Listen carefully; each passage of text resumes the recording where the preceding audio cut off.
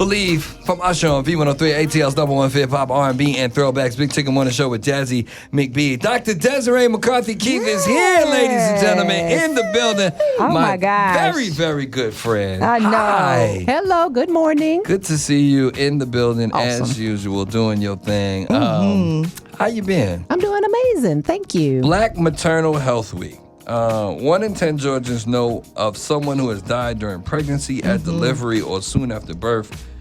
More than half, 57% of experience or know someone who has experienced complications during pregnancy. And when you talk about us melanated folk, we are raising those rates and percentages exponentially. Absolutely. What is so important about Black Maternal Health Week? Thank you so much for having me here. Love to see you. Hey, Good to see you, my friend. We're struggling. And Black women, like you said, there are so many disparities when it comes to our health. And when we think about Black maternal health, Black women are 2 to 3 times more likely to die from a pregnancy-related condition compared to white women. Wow. That's a lot. A lot. Yeah. That's too much. Why is that? What is the main factors surrounding it? So it's so many factors that we have pre-existing conditions more often. So chronic conditions can definitely be a setup for that. So if we have high blood pressure, heart disease, history of blood clots and things like that. For some women of color, we may be not receiving adequate prenatal care. We may be disenfranchised, or we're seen differently by the medical system also. We also know that for some women, even when we're there, we're having a complication. We are complaining to our medical team. We are dismissed. We are not taken seriously. We're told, walk it off, just wait it out. It's going to be okay. And we're not getting the immediate care that we need sometimes when we're having serious complications. If you have questions about IVF, anything maternal, anything like that, 404-726-WVEE. Dr. Desiree McCarthy Keith is here. So what are some of the things like family members can do to help Black mothers when they're actually in the operating room? Because I remember one of my sisters, she was getting ready to have a baby, and she's been in labor for like 13 hours. She only dilated like 2 centimeters. And I actually had to go off on the nurse because every time they inject her or stuck her with something, Anita, I don't know what it was, her heart rate would drop. So she's like near death. So I'm like, listen, you get somebody else in here, because you stick her one more time, it's going to be a problem. And then, so I was just up in my emotions about that. And, she was vomiting everywhere. And the lady's like, okay, she had her 6th baby and this 7. I was like, well, listen, this one is different. So, and then she had to have a C-section. So I was in there protecting my sister because me and her, the father, we were only 2. He didn't know what was going on. I did. So how do we protect our family members when they're giving birth? Absolutely, just like you did.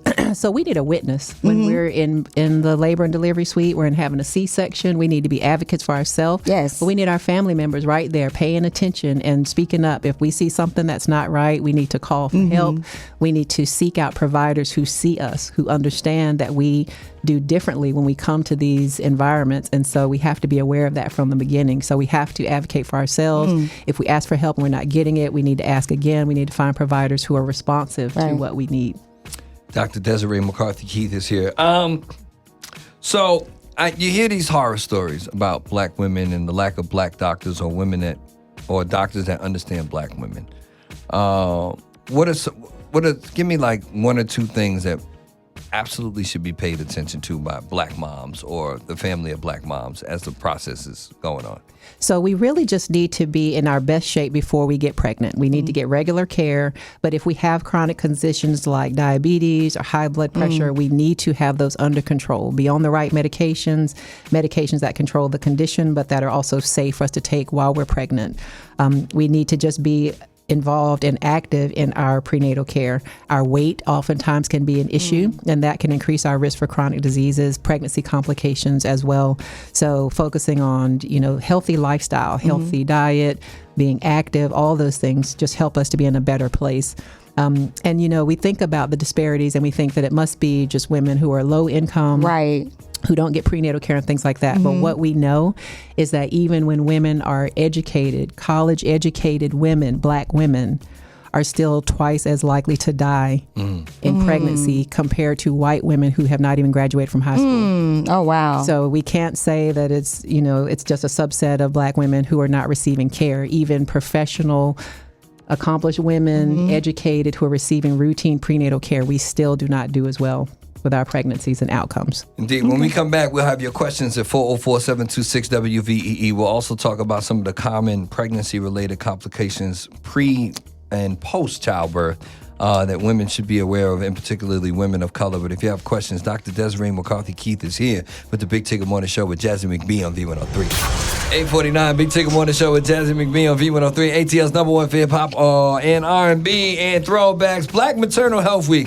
Honored and privileged to have the medical director for Shady Grove Fertility, a good friend of mine, Dr. Desiree McCarthy Keith, in the building. Your questions and comments at 404-726-WVEE about all things maternity. Good morning. My question is, because I'm actually in the medical field and I am a black female and I am currently pregnant, and I just switched doctors because I was very disappointed in the care that I received from a black provider. And I feel that black patients are marginalized and disenfranchised, and some of them can't be uneducated. But I also feel that sometimes we get the worst care from black women providers and OBGYN. So how do we communicate to them that we want to be taken seriously? Because my disappointment came from a black provider. Oh, wow. And then when I went to Google and checked her reviews, all of them were horrible. Oh, wow. Thank you for your question. So I would say, in addition to seeking a black provider, you need to find a conscious provider. So we can't just stop right there and assume that everyone has the same perspective and that they see us.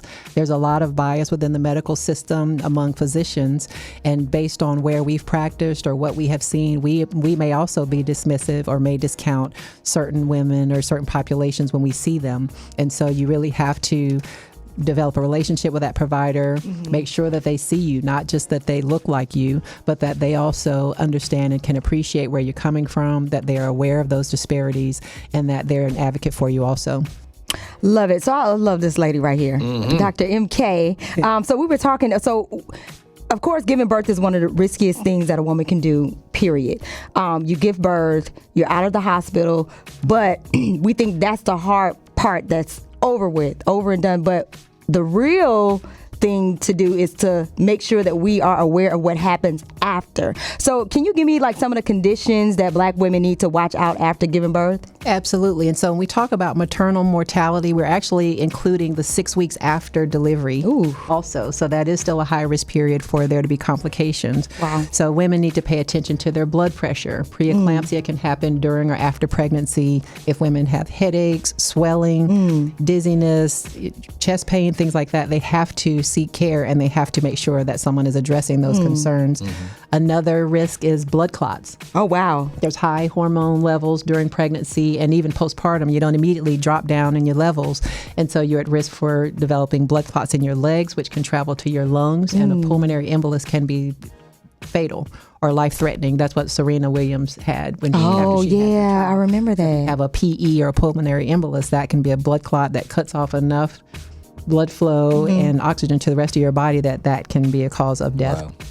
Also, we have to think about maternal mental health. And so we also know that black women, about 50% of black women will experience a maternal mental health condition. The postpartum, postpartum depression, but also anxiety, PTSD, flare up of pre-existing mental health conditions like bipolar disorder and things like that. And so what we know is that maternal mental health conditions are the leading cause of maternal deaths, and suicide and overdose are leading in that area. So we still have to preserve our mental health as well as our physical, and understand that these conditions and risks don't stop as soon as we leave the hospital with the baby. Indeed. Dr. Desiree McCarthy Keith, medical director from Shady Grove Fertility, here for Black Maternal Health Week. Well, what's next week now? This is another week right after this, right? Yes, thank you so much. So next week is National Infertility Awareness Week, and I came in here with all kinds of orange today because orange. Yeah, we have the orange drink. Oh my gosh, with turmeric and ginger, and it's so healthy. Made it, yes. Yeah, and you made it fresh. We wear orange to celebrate National Infertility Awareness, which is next week, and the color orange really promotes a sense of wellness, emotional emotional energy, compassion, passion, and warmth. And it's to help couples and women going through fertility treatment to just recover from disappointments, broken heart, disappointment, and things like that. So next week, we will be recognizing the fact that 1 in 6 people are affected by infertility. And so it's more common than we appreciate. Black women, we also have a disparity when it comes to our fertility journey. And so next week, we will be recognizing all of that. So listen, when we come back, along with your questions at 404-726-WVEE, I'll tell you about my visit to Dr. Desiree. Oh, you're going to Fellas, you need to go too. Okay. There's 2 people in this situation usually. I'll tell you about my visit and why I need to go back. But if you have any infertility questions, IVF questions, or maternal questions at all, call us right now, 404-726-WVEE. Dr. Desiree McCarthy Key in the building with Big Tigger and Jazzy McBee on B103. Big Tigger Morning Show with Jazzy McBee on B103, ATL's #1 for hip-hop, R&B, and throwbacks.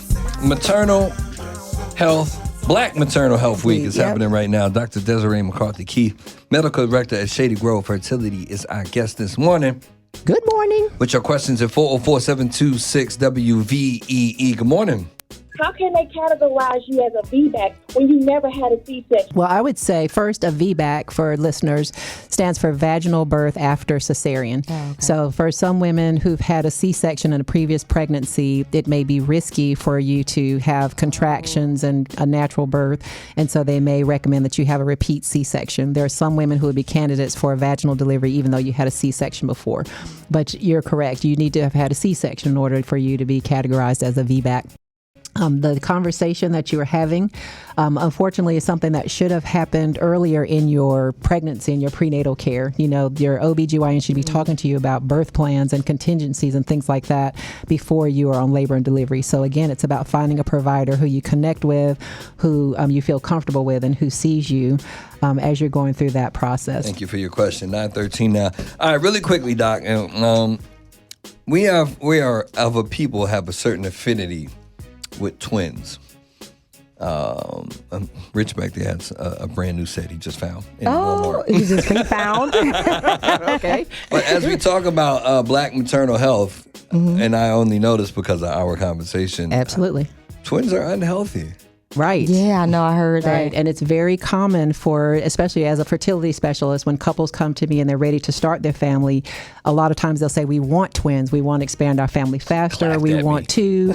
We think it's going to be great. And twin pregnancy is high risk every time, regardless of the age of the woman carrying the pregnancy. So if you carry twins, you're more likely to have preterm labor, early delivery, need to go on bed rest. And then medically, you're higher chance of developing preeclampsia, high blood pressure, gestational diabetes, needing a C-section and things like that.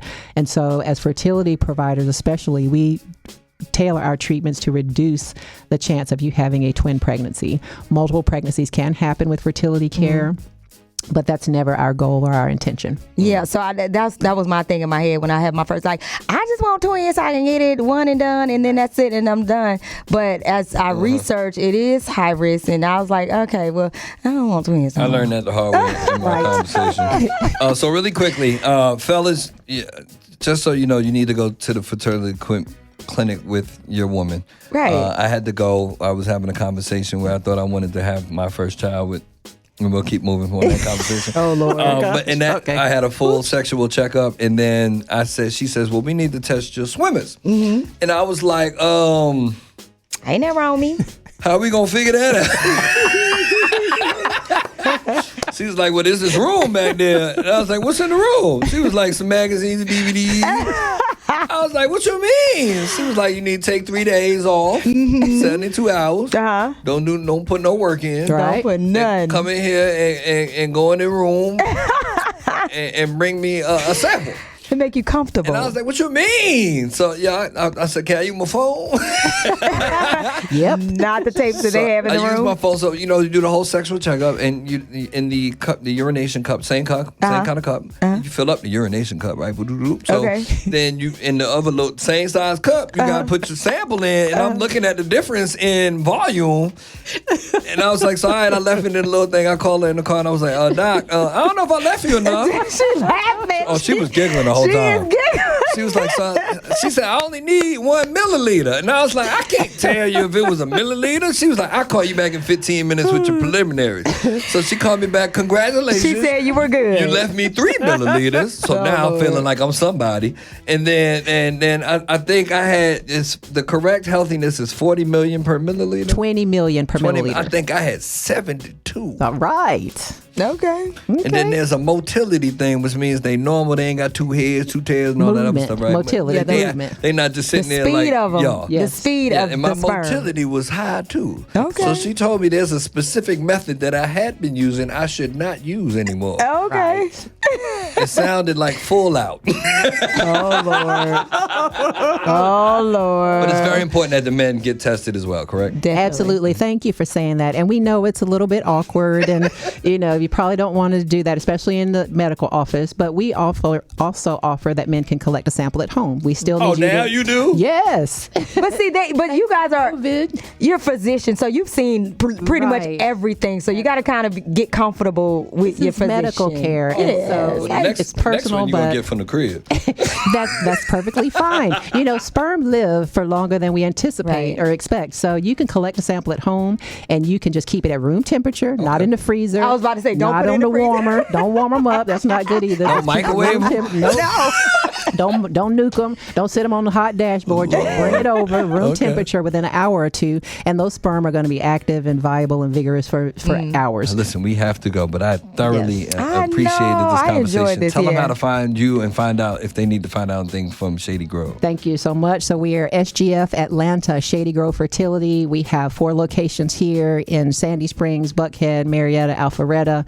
We're a full-service fertility clinic with egg freezing, gestational carrier surrogacy, in vitro, donor sperm, single men or women, couples, LGBTQ. We take care of everyone here. We're here to serve.